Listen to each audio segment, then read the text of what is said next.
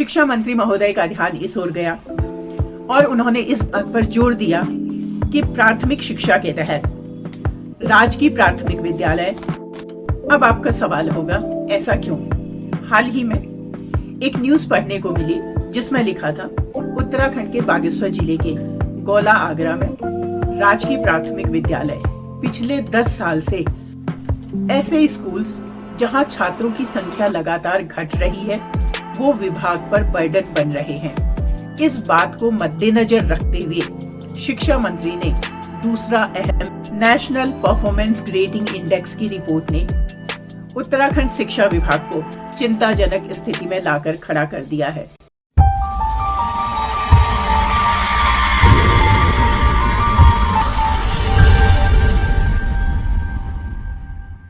Hi my dear all, I hope आप सभी अच्छे होंगे। शिक्षा के क्षेत्र में एक उम्मीद जगी है। माननीय शिक्षा मंत्री के द्वारा 2 महत्वपूर्ण फैसले लिए गए हैं। जी हाँ, मैं उत्तराखंड की बात कर रही हूँ, जहाँ शिक्षा की स्थिति बहुत दयनीय है। ऐसा क्यों? तो चलिए एक नज़र डालते हैं एग्जिस्टिंग सिचुएशन पर।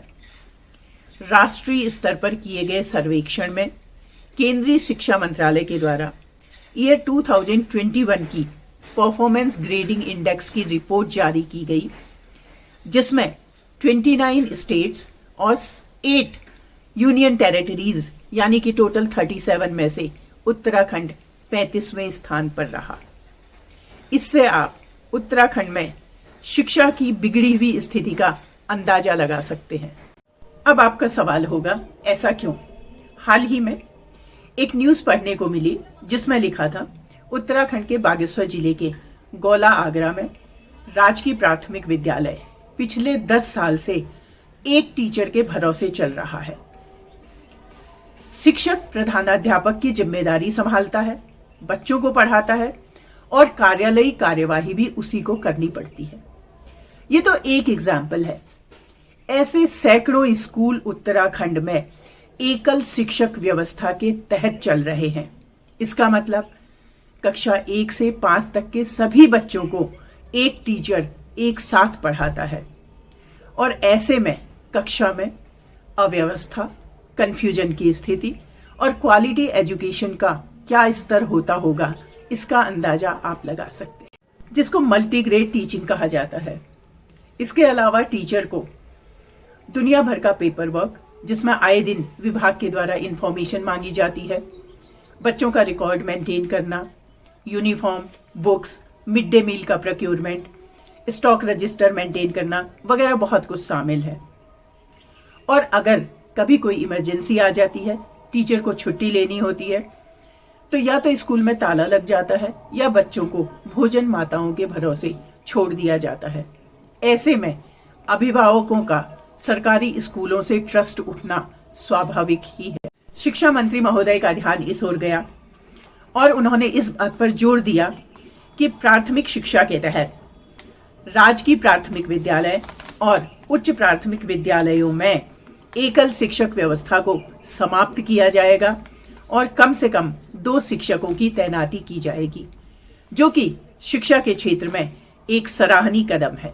नेशनल परफॉर्मेंस ग्रेडिंग इंडेक्स की रिपोर्ट ने उत्तराखंड शिक्षा विभाग को चिंताजनक स्थिति में लाकर खड़ा कर दिया है, जबकि राज्य सरकार शिक्षा के क्षेत्र में टोटल बजट का 19% खर्च कर रही है, जो कि बाकी राज्यों की तुलना में काफी ज्यादा है।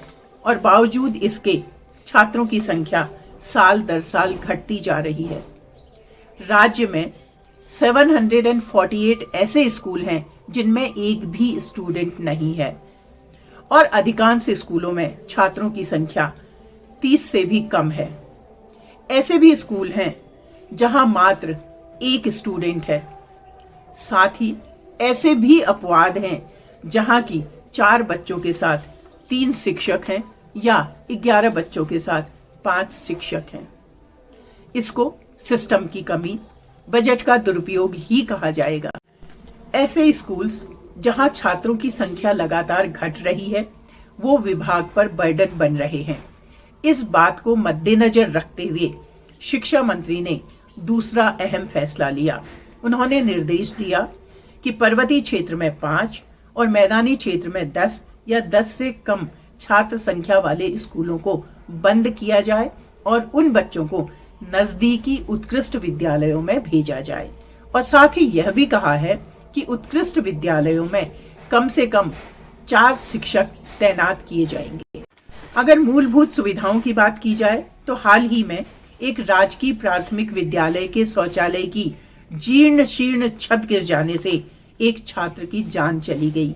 तब जाकर विभाग ने जर्जर भवनों की मरम्मत या ध्वस्तीकरण के आदेश दिए हैं। उत्तराखंड के विकास के लिए बेबी स्टेप्स लिए जाने चाहिए थे, बुनियाद को मजबूती दी जानी चाहिए थी, लेकिन अफसोस कि उत्तराखंड के गांव वीरान हो चुके हैं, घरों में ताले पड़े हैं, स्कूलों में बच्चे नहीं हैं, अस्पतालों में डॉक्टर नहीं हैं। बावजूद इसके एक उम्मीद है कि एक दिन उत्तराखंड भी हिमाचल की तरह खुशहाल राज्य बनेगा। खुशहाल उत्तराखंड के सपने को हकीकत में मैं, आप और हम सबको साकार करना होगा। जय देवभूमि, जय उत्तराखंड।